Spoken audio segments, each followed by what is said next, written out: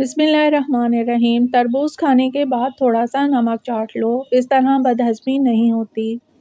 حمل کے دوران باقاعدگی سے خربوزہ کھانے سے بچہ گول مٹول اور گورا پیدا ہوتا ہے۔ میٹھا زیادہ کھانے سے جلدی بڑھاپا آ جاتا ہے۔ ہاتھ پاؤں سن ہو جائیں تو 1 چمچ شہد اور ادرک لیموں کا رس 1 گلاس پانی میں شامل کرکے پی لیں۔ چاولوں کے ابلے ہوئے پانی سے بالوں کو دھونے سے بال گرنا بند ہو جاتے ہیں۔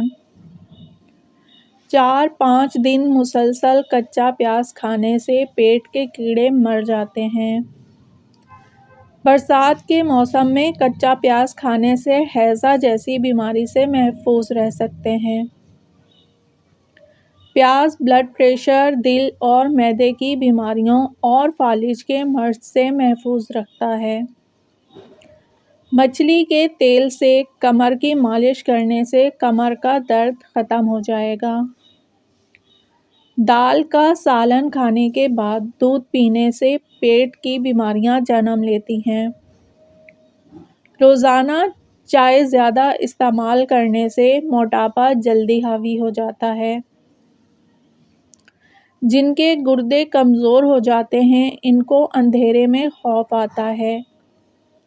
چہرے پر جھریوں والی عورتیں چاولوں کو پیس کر اس میں لیموں کے چند قطرے ملا کر چہرے پر لگا دیں، جھریاں ختم ہو جائیں گی۔ ہریڑ کا مربا کھانے سے عقل بڑھ جاتی ہے۔ رات کو کم کھانے سے موٹاپا کم ہو جاتا ہے۔ دہی کا استعمال کرنے سے معدہ طاقتور ہوتا ہے، یہ دل کو مضبوط کرتا ہے۔ انجیر تازہ یا خشک کھانے سے گٹھیا اور بواسیر ختم ہو جاتی ہے۔ رات کو زیادہ کھانا کھانے سے بڑھاپا جلدی آ جاتا ہے۔ اگر پھل وغیرہ کھانا کھانے کے بعد کھایا جائے تو دانتوں میں میل نہیں جمتی۔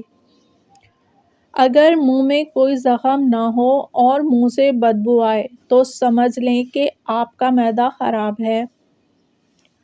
نمک اور شہد سے دانت صاف کیجیے، دانت چمک اٹھیں گے۔ دانتوں کی صفائی کا سب سے آسان طریقہ بیکنگ سوڈا بھی ہے۔ بیکنگ سوڈا ٹوتھ پیسٹ کے ساتھ ٹوتھ برش کی مدد سے دانتوں پر لگائیں، واضح فرق محسوس ہوگا۔ لیموں کا رس نکال کر اس میں اتنا نمک ملائیں کہ پیسٹ بن جائے۔ اب ٹوتھ برش کی مدد سے اسے دانتوں کی صفائی کریں۔ یہ طریقہ ہفتے میں کم از کم 2 بار استعمال کریں۔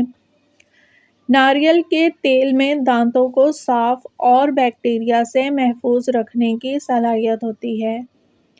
ناریل کے تیل سے برش کرنے کے علاوہ اسے 5 منٹ تک منہ میں بھر کر بھی رکھا جا سکتا ہے۔ اگر آپ کو ویڈیو پسند آئے تو اسے لائک، شیئر اور کمنٹ کر دیجیے۔ شکریہ۔